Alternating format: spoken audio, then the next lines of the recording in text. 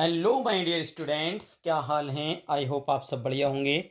मेरे प्यारे बच्चों, लगातार सामाजिक विज्ञान के भाग भूगोल का हम अध्ययन कर रहे हैं, जिसमें हमने 5 चैप्टर के बहुविकल्पीय प्रश्नों का अध्ययन कर लिया है बेटा। आज हम देखेंगे पाठ संख्या 6, जिसका नाम है बेटा विनिर्माण उद्योग। विनिर्माण उद्योग, इसके कौन से महत्वपूर्ण प्रश्न है छठे चैप्टर भूगोल के बेटा, वह हम देखेंगे। और इन सभी बहुविकल्पियों को आप लोगों को बहुत ही ध्यान से पढ़ना है, जिससे जब 20 टिक लगाने को आपके बोर्ड एग्जाम में आएंगे, जिसका जवाब आपको एमआर सीट पर देना होगा, तब आप कहीं गलत ना कर दें। वादा करें आप मेहनत से पढ़ेंगे, गलत प्रश्नों को नहीं करेंगे। वीडियो को लाइक अवश्य कर देना और इन प्रश्नों को लिखकर याद करना। जब परसेंटेज आप खुद ही देखेंगे, जब रिजल्ट आएगा तो देखना आपकी परसेंटेज बहुत बेहतर होगी बेटा। ठीक है, चलिए बिना देरी किए शुरू करते हैं।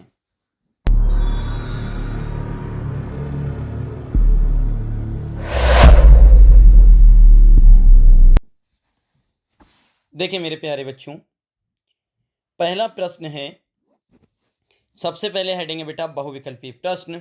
एक अंक सही विकल्प चुनिए। अर्थात अगर विकल्प सही है तो आपको 1 नंबर मिलेगा। प्रश्न नंबर पहला है मेरे प्यारे बच्चों, ध्यान से देखेंगे। 1 करोड़ रुपए से अधिक का निवेश निम्न में से किस उद्योग के लिए निर्धारित किया गया है। 1 करोड़ रुपए से अधिक का निवेश निम्न में से किस उद्योग के लिए निर्धारित किया गया है। ऑप्शन है बेटा लघु उद्योग, बृहद उद्योग, कुटीर उद्योग, संयुक्त उद्योग। बता, उद्योग होता है बेटा, ठीक है। लघु उद्योग, बृहद उद्योग, कुटीर उद्योग, संयुक्त उद्योग। 1 करोड़ रुपए से अधिक का निवेश, बताओ क्या जवाब सही हो जाएगा। तो बेटा पहले का वाला बिल्कुल ठीक हो जाएगा, लघु उद्योग। लघु उद्योग के लिए राशि कितनी है बेटा, 1 करोड़ से अधिक। चलिए प्रश्न संख्या देखते हैं बेटा दूसरा। मेरे प्यारे बच्चों ध्यान से देखेंगे सभी प्रश्नों को। प्रश्न संख्या 2 है मेरे बच्चों। बोकारो और जमशेदपुर लौह इस्पात के केंद्र निम्न में से किस भारतीय राज्य में स्थित हैं। बोकारो और जमशेदपुर लौह इस्पात केंद्र निम्न में से किस भारत के राज्य में स्थित हैं। कौन कौन से, बोकारो और जमशेदपुर लौह इस्पात। तो बेटा ऑप्शन है छत्तीसगढ़, उड़ीसा, झारखंड और बंगाल। बताओ छत्तीसगढ़ में है, उड़ीसा में या झारखंड में या बंगाल में। तो बेटा इसका सही जवाब ऑप्शन नंबर ग हो जाएगा, झारखंड। किस राज्य में बेटा, झारखंड राज्य में है। प्रश्न संख्या 3 है, रसायन उद्योग के अंतर्गत किन किन उद्योगों को सम्मिलित किया जाता है। रसायन उद्योग के अंतर्गत किन किन उद्योगों को सम्मिलित किया जाता है। ऑप्शन है बेटा का नंबर का, क्षार, सोडा, कांच, साबुन, प्लास्टिक साबुन, कास्टिक सोडा। खा वाला है सल्फ्यूरिक अम्ल, कृत्रिम वस्त्र, प्लास्टिक। गा वाला है बेटा गोंद, रंग, रोगन, ड्राई, नाइट्रिक अम्ल, उर्वरक। और घा उपयुक्त सभी। बताओ बेटा रसायन उद्योग में इनमें से कौन कौन से शामिल किए जाते हैं। तो आप सभी जानते हैं ये सभी रसायन ही हैं, तो आप सब पे तो टिक लगा नहीं सकते, इसलिए ऑप्शन नंबर घा बिल्कुल ठीक हो जाएगा, उपयुक्त सभी। चलिए अब देखते हैं बेटा प्रश्न संख्या 4। प्रश्न संख्या 4 देखते हैं बेटा। प्रश्न संख्या 4 है, सूती वस्त्र उद्योग। सूती वस्त्र उद्योग किस पर आधारित उद्योग है। सूती वस्त्र उद्योग किस पर आधारित उद्योग है।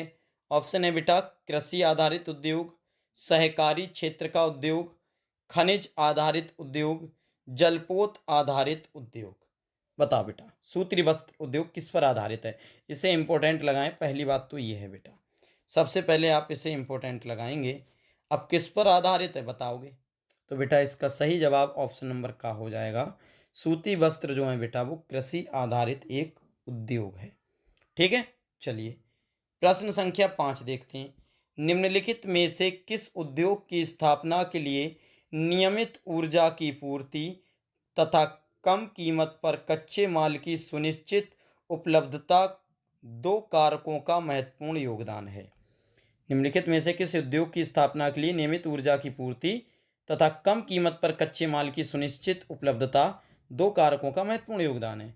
ऑप्शन है बेटा लोहा इस्पात, मोटर गाड़ी, एल्यूमिनियम प्रगलन, इलेक्ट्रॉनिक। बताओ, तो इसका सही जवाब ऑप्शन नंबर गा है बेटा एल्यूमिनियम प्रगलन। कौन है, एल्यूमिनियम प्रगलन। चलिए अब देखते हैं मेरे प्यारे बच्चों प्रश्न संख्या 6। प्रश्न संख्या 6 है, वस्त्र उद्योग में कितने लोग कार्यरत हैं? वस्त्र उद्योग में कितने लोग कार्यरत हैं? ऑप्शन है 260 लाख व्यक्ति, 310 लाख व्यक्ति, 350 लाख व्यक्ति या 360 लाख व्यक्ति। बेटा पहले 260 है, लास्ट में 360 है। बताओ। तो इसका सही जवाब मेरे प्यारे बच्चों ऑप्शन नंबर ग है, 350 लाख व्यक्ति वस्त्र उद्योग में कार्यरत हैं। प्रश्न संख्या 7 है, उद्योगों की स्थापना के लिए कौन सा कारक महत्वपूर्ण है? उद्योगों की स्थापना के लिए कौन सा कारक महत्वपूर्ण है?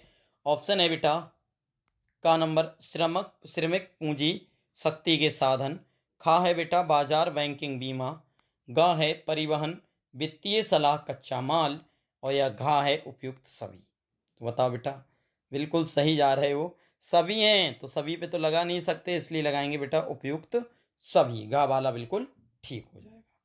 चलिए अब देखते हैं बेटा प्रश्न संख्या 8।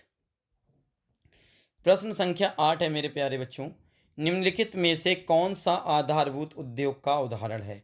निम्नलिखित में से कौन सा आधारभूत उद्योग का उदाहरण है? और बेटा ये 2023 में आया हुआ प्रश्न है। ऑप्शन है सूती वस्त्र, लोहा इस्पात, मोटर गाड़ी उद्योग, पेट्रो रसायन। बताओ। तो 8वें का सही जवाब खा ऑप्शन हो जाएगा, लोहा इस्पात। क्या हो जाएगा बेटा? लोहा इस्पात। अगला प्रश्न देखते हैं नमा, निम्नलिखित में से कौन सा खनिज पर आधारित उद्योग के उदाहरण हैं? निम्नलिखित में से कौन सा खनिज पर आधारित उद्योग के उदाहरण हैं? ऑप्शन है रबड़ उद्योग, कागज उद्योग, सीमेंट उद्योग, जूट उद्योग। कौन सा पूछ रहे हैं बेटा? खनिज पर आधारित। तो इसका सही जवाब मेरे प्यारे बच्चों ऑप्शन नंबर ग होगा, सीमेंट उद्योग जो है वो खनिज पर आधारित उद्योग है। चलिए अब देखते हैं प्रश्न संख्या 10। मेरे प्यारे बच्चों प्रश्न संख्या 10 है, निम्नलिखित में से कौन सा देश पटसन के खरीदार हैं? निम्नलिखित में से कौन सा देश पटसन के खरीदार हैं? ऑप्शन है अमेरिका और कनाडा, रूस और अरब देश, इंग्लैंड और ऑस्ट्रेलिया या उपयुक्त सभी। बताओ। जूट कौन कौन, पटसन कौन कौन खरीदता है? तो इसमें ऑप्शन संख्या घ हो जाएगी, उपयुक्त सभी। ये जितने भी देश हैं सभी खरीदते हैं। ठीक है बेटा। प्रश्न संख्या 11 है, उद्योगों के किस प्रकार का प्रदूषण होता है? उद्योगों से किस प्रकार का प्रदूषण होता है? ऑप्शन है बेटा वायु और ध्वनि प्रदूषण, भूमि प्रदूषण, जल प्रदूषण या उपयुक्त सभी। तो इसका भी जवाब आप बहुत अच्छे से जानते हैं कि ये सभी प्रकार के प्रदूषण होते हैं, इसीलिए हम चौथा वाला लगाएंगे, उपयुक्त सभी प्रदूषण। ठीक है बेटा। चलिए अब देखते हैं 12वां प्रश्न, निम्नलिखित में से कौन सा उद्योग दूरभाष कंप्यूटर, निम्नलिखित में से कौन सा उद्योग दूरभाष कंप्यूटर आदि संयंत्र निर्मित करते हैं? निम्न में से कौन सा उद्योग दूरभाष कंप्यूटर आदि संयंत्र निर्मित करते हैं? ऑप्शन देखते हैं बेटा, स्टील, एल्यूमिनियम, इलेक्ट्रॉनिक, सूचना प्रौद्योगिकी। बताओ कौन सा उद्योग निर्मित करते हैं? तो इसका बहुत सिंपल सा आंसर है बेटा इलेक्ट्रॉनिक। क्या है बेटा? इलेक्ट्रॉनिक। ठीक है। दूरभाष कंप्यूटर सब इलेक्ट्रॉनिक से ही तो होते हैं। चलिए अब देखते हैं प्रश्न संख्या 13। देखें 13वां प्रश्न समझते हैं बेटा, भारत से सूती वस्त्र को किन देशों को निर्यात किया जाता है? भारत से जो सूती वस्त्र होते हैं इन्हें किन देशों को निर्यात किया जाता है, ले जाया जाता है, बेचा जाता है? बताओ। ऑप्शन है संयुक्त राज्य अमेरिका, इंग्लैंड, रूस, खा है फ्रांस, पूर्वी यूरोपीय देश, नेपाल, सिंगापुर, श्रीलंका, अफ्रीकी देश या उपयुक्त सभी। तो आप जानते हैं इसका सही जवाब बेटा उपयुक्त सभी है। 13वें का घ वाला बिल्कुल ठीक हो जाएगा, उपयुक्त सभी, क्योंकि सभी देशों में जाता ही है। चलिए अगले बेटा देखते हैं 14वें नंबर का प्रश्न। 14वें नंबर का प्रश्न है, सॉफ्टवेयर प्रौद्योगिकी पार्क क्या है? इसे इंपॉर्टेंट लगा लेंगे। ठीक है। सॉफ्टवेयर प्रौद्योगिकी पार्क क्या है?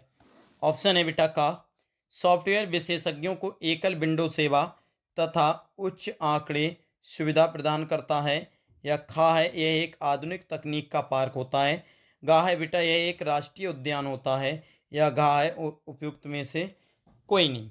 बताओ बेटा। तो इसका का वाला बिल्कुल ठीक है। सॉफ्टवेयर विशेषज्ञों को एकल विंडो सेवा तथा उच्च आंकड़े सुविधा प्रदान करता है। ये हैं बेटा सॉफ्टवेयर प्रौद्योगिकी पार्क। चलिए अब देखते हैं प्रश्न संख्या 15। सीमेंट उद्योग का प्रमुख कच्चा माल क्या है? सीमेंट जो उद्योग होते हैं इसका कच्चा माल क्या है और प्रमुख है वो? ऑप्शन ए चूना पत्थर, लाल पत्थर, बलुआ पत्थर या कोबाल्ट। तो इसे इंपॉर्टेंट लगाएंगे और इसका सही जवाब होगा बेटा चूना पत्थर। क्या होगा? चूना पत्थर। और इसे इंपॉर्टेंट लगा लेंगे, ठीक है बेटा। चलिए अब देखते हैं 16वें नंबर का प्रश्न। देखें 16वें नंबर का प्रश्न भी इंपॉर्टेंट है।